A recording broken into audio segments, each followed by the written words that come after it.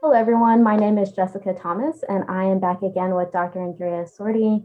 Last month, we learned about the Advanced Supply Chain Collaboratives Initiative, exploring economic inclusion and supplier diversity. Dr. Sordi shared a couple compelling reasons why now is the time for companies to embrace economic inclusion. And today, I want to talk about this idea of economic inclusion being a mindset. So, Dr. Sordi, what exactly do you mean by that? So first of all, thank you for the introduction, Jessica, and belated happy International Women's Day to you and every woman. That's a very great question. In the last episode, we defined economic inclusion as the creation of sustainable value through a diverse supply chain ecosystem, which generates both business and social impact. We talked about forces that pushes organization to expand their reach and their strategy beyond compliance and ethical reasons. But we're still assisting to companies somehow, pushed and constrained into a sort of a checking the box approach by while juggling between conflicting priorities. Today, this isn't a choice any longer, and economic inclusion represents the opportunity to leverage the richness of everyone's uniqueness contribution to society and businesses beyond the social and geographical boundaries. Right. So, in your definition of economic inclusion, you talk about a diverse ecosystem, but diversity means many different things, especially in different regions around the world. So, do you have any guidance for companies as they seek to embrace this shift in mindset?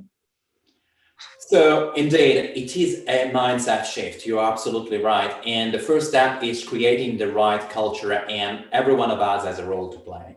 A few years ago, in talking to my now 16 years old daughter, I commented about someone being diverse. Well, her response left me thoughtful.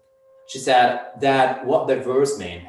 You mean they just do not look like me and you? And actually continue, I don't think we are diverse as you say, but just uniquely complementary. Well, that conversation inspired me so passionately that since I've invested myself to build and lead what I call it an inclusive leadership in everything I do, respecting and appreciating any kind of uniqueness. The mindset new generations like my daughter and yourself, Jessica, teach and force us is to expand our concept of diversity and expand impact organization can drive making it socially inclusive. First, I think organization should continue fighting to reduce historic inequality, which are still unfortunately pervading our society in different forms, shapes, and colors around the world. In these months, we celebrate the great contribution of women to society, but we're still counting discrimination and abuses while we should cherish and pave the way for the new women who will be leading our future. Secondly, we need to realize most businesses are represented by macro, small, and medium enterprises, which often employs a larger part of population, but might not have the same means or resources as larger corporations. Well, this represents a huge opportunity for companies to impact a large part of the society, to tap into a larger source of creative innovation and drive impact. And lastly, we still see economically disadvantaged areas that represent an additional layer of opportunities to drive an inclusive and a sustainable economy, generating a positive cycle.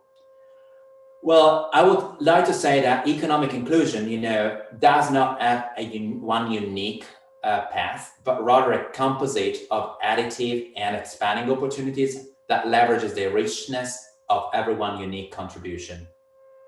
These are some really great insights. We look forward to learning more about ASCC's Economic Inclusion and Supplier Diversity Initiative next month. Thank you so much. Thank you, Jessica, and thank you everyone for listening.